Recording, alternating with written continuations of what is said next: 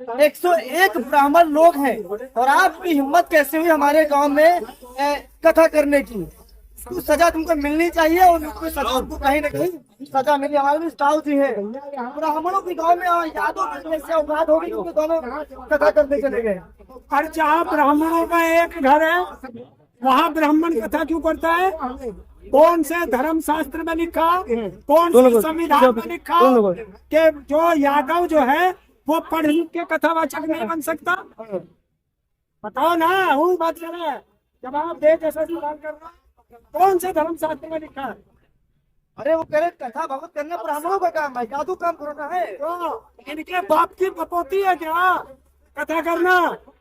देश का हर नागरिक पढ़ लिख कर कथावाचक भी बन सकता है, किसी भी मंदिर का पुजारी बन सकता है, सारे हिंदू धर्म के कर्मकांड कर सकता है। तो करने गए थे, अंजाम भुगत लिए, क्या हुआ देखा? कथा करने गए थे, क्या अंजाम हुआ? आज फिर वही होने वाला है। देखिए, ये तो आप उसमें भी कह सकते हो कि भगत सिंह बम फोड़ने गए थे, फांसी लग गई। देश जागा था ना, तो ये दलित पिछड़े आदिवासी यही लोग तो बुलाते हैं पंडितों को कथा करने के लिए।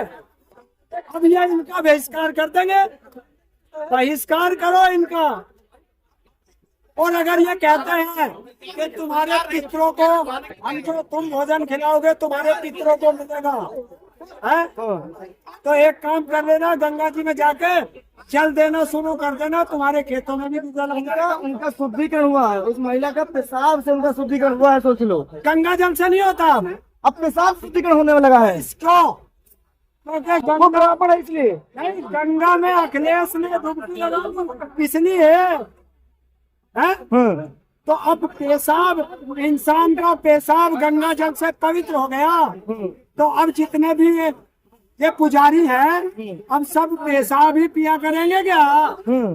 तो गंगा जल का आचमन नहीं करेंगे। तो अब इस घटना के बाद यादव समाज कहीं न कहीं डर जाएगा, कहीं कहा करने के बिल्कुल भी नहीं जाएगा। यादव समाज डरेगा, और डर गया कि डर जाएगा।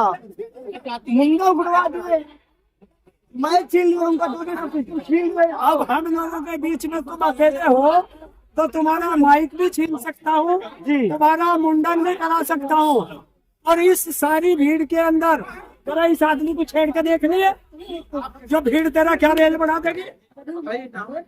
तो कहीं ने दहशत पैदा कर दिया ना अंदर। अकेले आदमी को कोई भी छेड़ सकता है।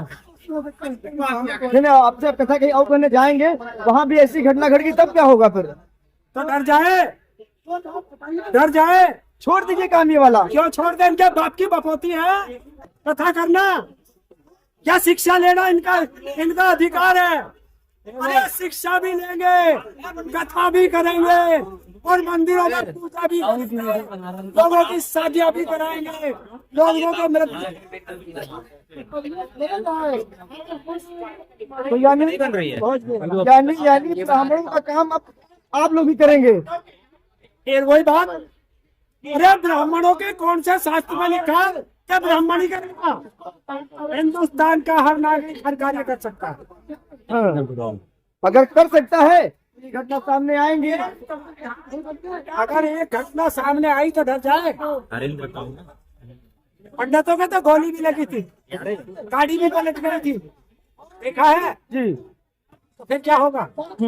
तो मैं देख रहा हूँ आज के राम राज के दौर में इस तरह घटनाएं क्यों सामने आ रही हैं? क्योंकि एक राम राज वो था जब प्रभु राम माता सबरी के जूते खा लिए थे, और आज के राम के राज में ये सब क्या हो रहा है? राम के राज में प्रभु राम सबरी के छूटे पैर खा सकते हैं। अरे पहले वीडियो किसके राज में ऐसा ही होगा? ये राम राज नहीं, राक्षस राज है।